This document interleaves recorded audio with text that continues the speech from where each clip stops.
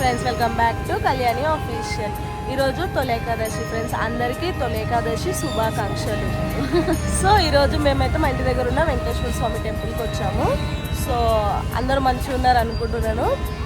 వెంకటేశ్వర స్వామి vlog తీద్దాం అనుకుంటున్నా. వీలైనంత వరకు అలో చేస్తే తీస్తాను, లేదంటే కొంచెం మన క్లిప్స్ పెడతాను. సో వీడియో అయితే చూసేసేయండి.